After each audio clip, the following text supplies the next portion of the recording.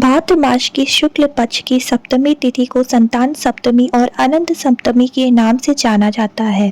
भविष्य पुराण से बताया गया है कि सप्तमी तिथि भगवान सूर्य को समर्पित है।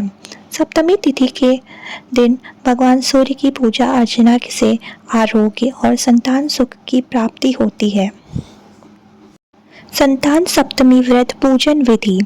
संतान सप्तमी के दिन माताएं सुबह स्नान आदि के पश्चात व्रत करने का संकल्प भगवान शिव और मां पार्वती के सामने ले पूजा के लिए चौकी सजाएं और फिर शिव पार्वती की मूर्ति रखने के पश्चात नारियल के पत्तों के साथ कलश स्थापित करें। इस दिन निराहार अवस्था में शुद्धता के साथ पूजन का प्रसाद तैयार कर लें। दोपहर के समय तक इस व्रत की पूजा कर लेनी चाहिए।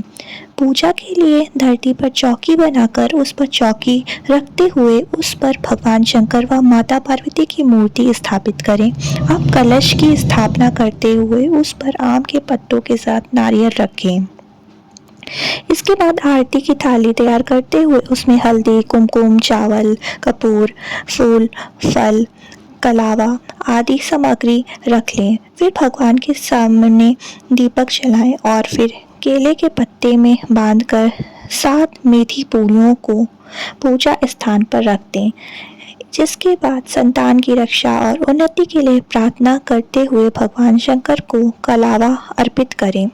मान्यता के अनुसार पूजा के समय सूती का दौरा और फिर चांदी की संतान सप्तमी की चूड़ी हाथ में अवश्य पहननी चाहिए। माना जाता है कि संतान सप्तमी के पूजन के पश्चात धूप, दीप, नैवेद्य अर्पित करने के बाद संतान सप्तमी की कथा जरूर पढ़नी व सुननी चाहिए। वहीं इसके बाद कथा पुस्तक का भी पूजन करना चाहिए। संतान सप्तमी व्रत संतान सुख प्रदान करने वाला व्रत है। इस व्रत से संतान को आरोग्य और दीर्घायु की प्राप्ति होती है।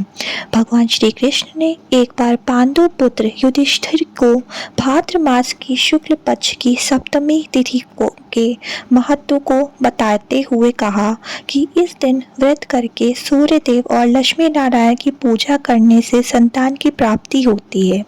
भगवान ने बताया कि इनकी माता देवकी के पुत्रों को कंस जन्म लेते ही मार देता था। लोमश ऋषि ने माता देवकी को तब संतान सप्तमी व्रत के बारे में बताया। माता ने इस व्रत को रखा और लोमश ऋषि ने बताया विधान के अनुसार माता ने इस व्रत के नियमों का पालन किया। इससे मेरा जन्म हुआ और मैंने कंस के अत्याचार से धरती को मुक्ति दिलाई। संतान सप्तमी व्रत कथा में राजा नहुष की पत्नी की भी कथा प्रसिद्ध है। एक समय अयोध्या में बड़े प्रतापी नहुष राजा राज किया करते थे।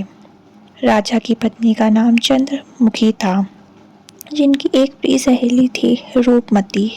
एक बार रानी चंद्रमुखी अपनी सहेली के साथ सरयू तट पर स्नान करने गई तो वहां उन्होंने देखा कि बहुत सी महिलाएं संतान सप्तमी व्रत का पूजन कर रही थीं। रानी अपनी सहेली के साथ वहां बैठकर संतान सप्तमी व्रत पूजन देखने लगी।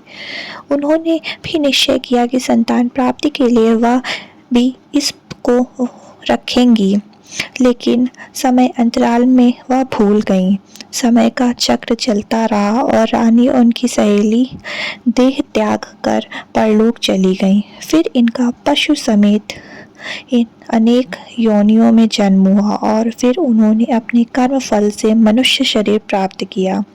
रानी चंद्रमुखी ईश्वरी नामक राज्य कन्या हुई और उनकी सहेली रूपमती ब्राह्मण की कन्या हुई। इस जन्म में रूपमती को अपने पूर्व जन्म की सभी बातें याद थीं। उसने संतान सप्तमी का व्रत किया, जिससे उसे 8 संतान प्राप्त हुई। लेकिन ईश्वरी ने इस व्रत को नहीं किया, जिससे वह इस जन्म में निसंतान थी। रूपमती के पुत्रों को देखकर ईश्वरी को जलन होती थी और उसने कई बार उन्हें मारने का प्रयास किया, लेकिन वह असफल रही। बाद में उसने अपनी गलती मान ली और रूपमती से क्षमा मांगी। रूपमती ने ईश्वरी को क्षमा कर दिया और संतान सप्तमी व्रत करने के लिए कहा। इस व्रत से ईश्वरी को भी संतान सुख की प्राप्त हुई।